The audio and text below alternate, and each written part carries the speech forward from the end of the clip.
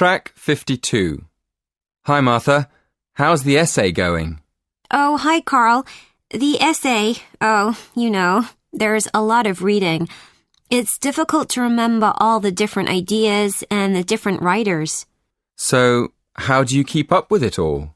Well, actually, I make a note of the writer's name and summarize their ideas in a notebook. It's very old-fashioned, isn't it? It is a bit. Actually, I'm quite the opposite. I've downloaded some free software from the internet. It lets me save all the articles and e-books I get online and make notes on them. I like it because it's cheaper than printing everything. But what do you do, Enrique? Oh, I'm afraid my note-taking system isn't as modern as that, and it's much more expensive. I print the articles I find online, and I photocopy pages out of textbooks. Then I go through and highlight all the important information with a pen. Not very good for the environment, I'm afraid. What about you, Jenny? I'm in the middle, really. I don't use special software, but I keep all the articles I read online in folders on my PC and make notes on them there. Track 53. Hey, Leslie, are you ready for the exam? Hi, Jen. I haven't seen you for weeks. Am I ready? I don't know. I've been revising really hard, but I can't remember anything at the moment. You know, I get ready for exams by planning a revision timetable. It helps me make sure I've studied everything on time. But just before an exam, my mind goes blank. Yes, I know what you mean.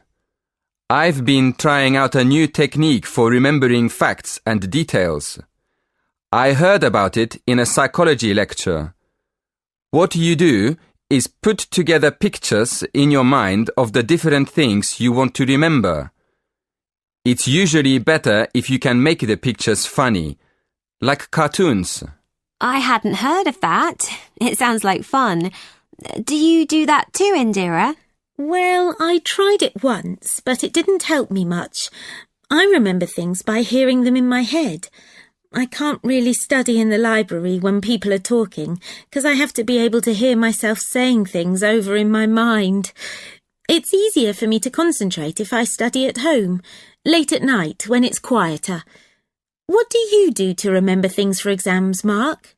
I go to bed early the night before the exam and get up very early in the morning, like 5 o'clock, and then I read over my notes again just to refresh my memory. I know a lot of lecturers tell us not to do last-minute revision, but it works well for me.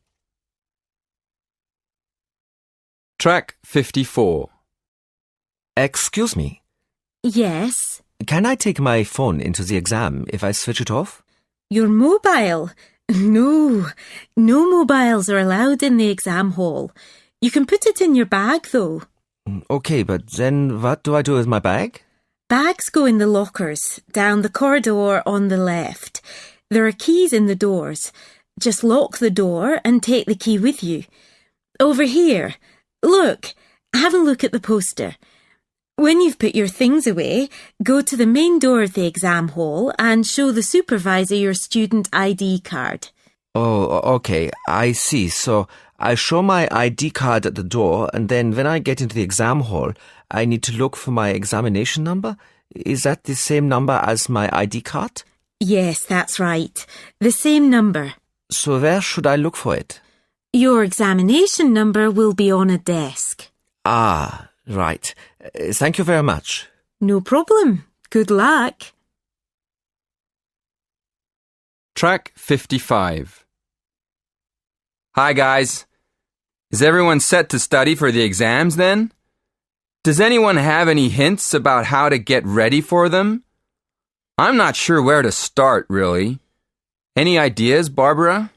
Well, Mac, there are lots of things we could do.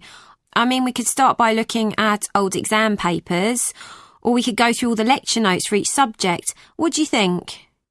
I think it's better to go through this year's lecture notes first. I mean, the exam topics might have changed since last year. Do you agree, Jerry? Yeah, I think you're right.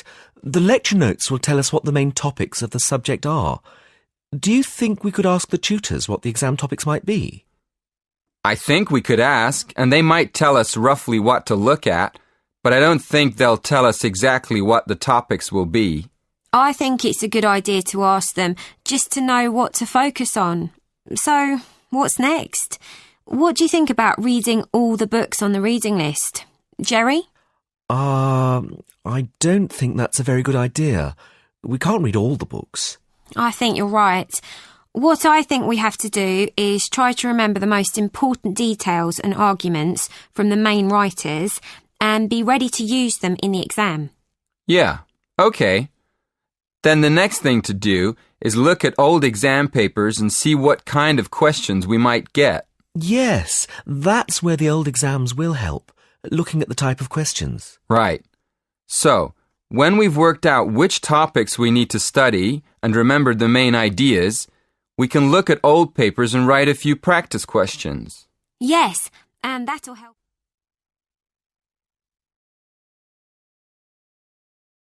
CD2 Track 1 Section 3 You will hear 3 students discussing exam techniques with their tutor. First, in the exam, you will have 20 seconds to look at questions 1 to 4. Listen carefully and answer questions 1 to 4. Morning, everyone. I thought we'd get together today and just talk about exam techniques. I'm sure everyone has different ideas about them. So, shall we find out what you do first when you get into an exam? Check that you have the right exam paper? It sounds funny, but students do actually answer the wrong exam paper sometimes. So check that it's your exam first. Then what? Write your examination number on the answer sheet? Well, it might sound obvious, but writing your examination number at the beginning of the exam can be a good idea. Apart from making sure the examiner knows who wrote the exam, can anyone say why? It can help you relax? Yes, that's right. Doing something easy like that gives you a chance to calm down. Right, so what do you do next? Read the questions carefully? Well, before you read the questions, what should you do?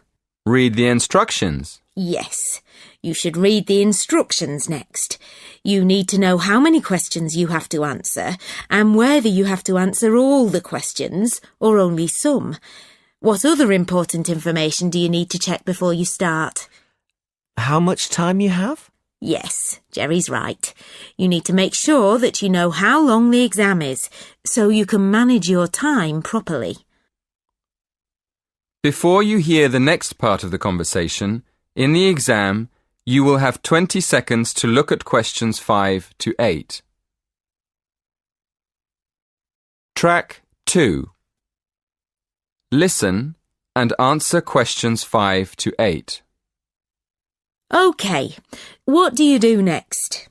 Read the questions? Yes, it's very important to read the questions, not just once, but several times. I usually make a few notes when I'm looking at the questions. Sometimes a question looks easy, and then when you start writing, you realize that it's actually more difficult than you thought. Yeah, but you don't want to spend too much time writing notes. No, but it's a good idea to jot down a few ideas to see if you can remember the arguments for the topics you studied most. Once we've decided, is it better just to start at the beginning and answer the questions as they appear on the exam, or should we start with the easy questions? Well, I start with the questions that I know better and leave the ones I'm not sure of for the end. That's what I do. But I still keep an eye on the clock, especially when the questions are all worth the same number of marks. Before you hear the rest of the conversation, in the exam you will have 20 seconds to look at questions 9 and 10. Track 3. Listen and answer questions 9 and 10. Mac's right. If you write one very good answer, but it's only worth 30% of the marks, you still lose the other 70% on that exam.